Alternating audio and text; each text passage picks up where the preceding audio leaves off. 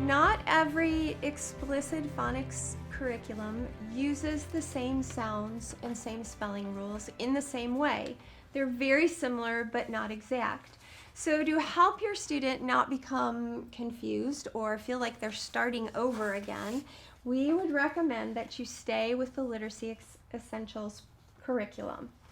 The emphasis, again, is not on memorizing spelling words. So this idea that you would write your word 20 times in a row is not something that we would recommend. We would encourage you to use the phonograms and the spelling rules, which will provide your student with the tools to be able to decode, read, and write hundreds of words as opposed to those that they are simply memorizing. So where do these spelling words come from that you're using? They can come from a couple different places. Following every spelling test that your students did, the teacher may have provided you with a list of those spelling words for reading practice. But these same words can be used to review and to repractice and to decode and to put into sentences, to analyze, to organize. You can do all sorts of things with this list of words. So hopefully your teacher, if they have not provided it to you, hopefully they can do that, and it will give you a nice starting place for the words that your student has been exposed to and been working with.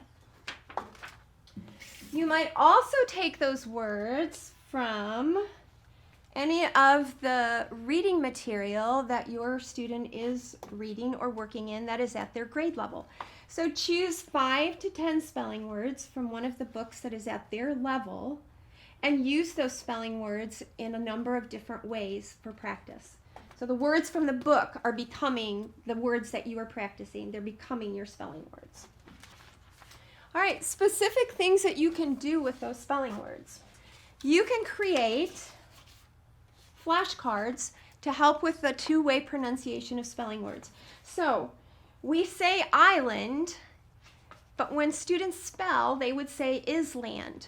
So you could show them this card, say the word is island, what are you going to think to spell? And they would say island.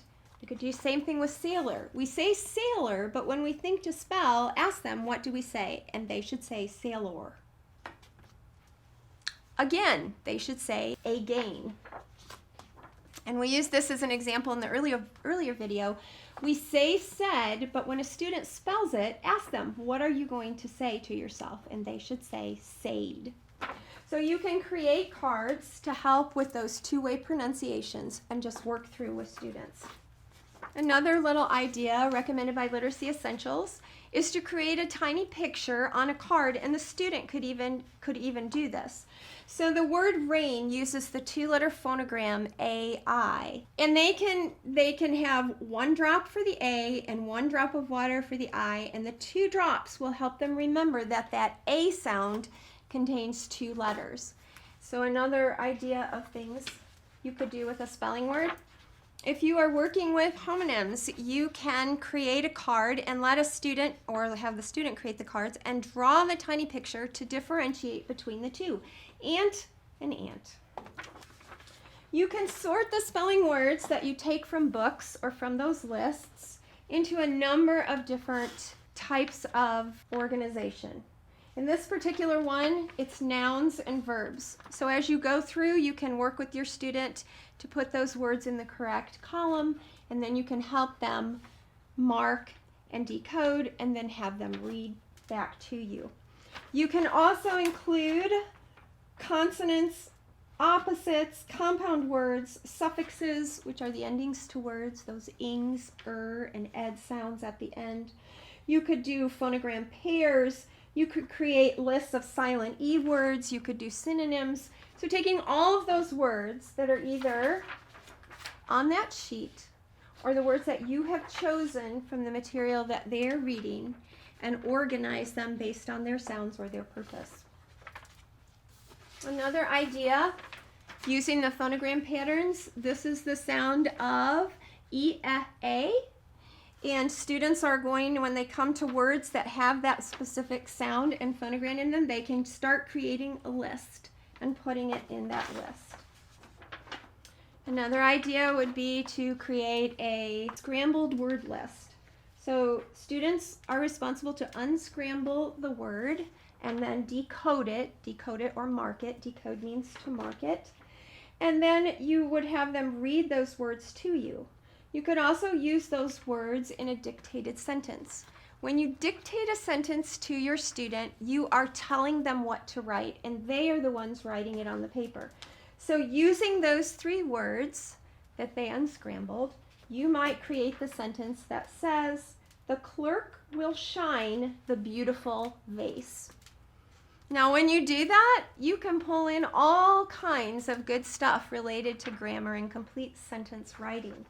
You can remind them about capitals at the beginning. You can remind them what goes at the end. What kind of end mark does that sentence get?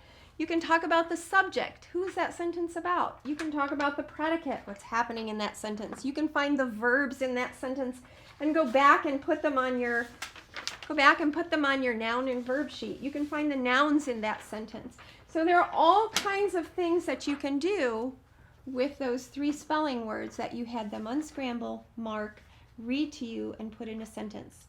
For older students, they can create the sentence themselves using the words that are here.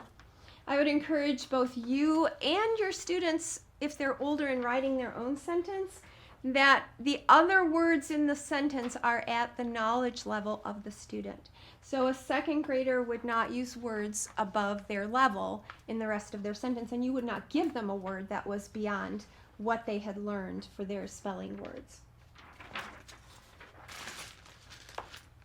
If you have a Scrabble game at home, you can pull out your Scrabble tiles and let children create words using the letter tiles.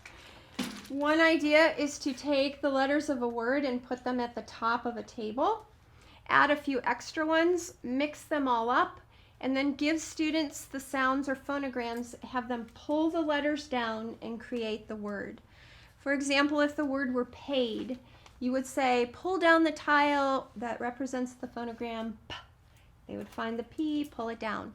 Then you would give them A, 2-letter A that we do not use at the end of English words. They would find those 2 letters that represent that one sound, pull that down. You could give them D, and they would pull that down. Then help them to blend those sounds and eventually read the word. Everything that you're doing, if students are writing or you're showing them, everything should be read back to you. Students should be reading their words and their sentences back to you. You could play Guess My Word. Without using the tiles, you could give students the phonogram sounds and have them write the word on their paper, then go back and mark or decode the word, and then read the word to you. If you have 2 or more students at home that could work together, so if you have a kindergartner and a 2nd grader and they work well together, you could pair them and let them do some of these activities together as opposed to being led by you as the parent.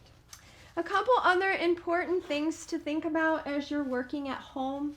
It's very tempting to use a tablet or a computer, but students, especially at the lower elementary level, are missing out on the brain connection between their hand and their mind as they are writing. And the research shows it is just not there when you're pushing keys on a tablet. So every opportunity you can provide for a student to write something is excellent. You can create your own notebook by stapling pages together. You could buy a spiral notebook to keep things in. You could even take a brown paper bag and cut it up into paper-sized pieces and use it. And it would still be a better option than to have your student pushing keys on a tablet. Part of the Literacy Essentials curriculum, that Orton Gillingham see it, say it, hear it, write it, is so important for young students as they're learning to read and write. So please include that as you're working with students at home.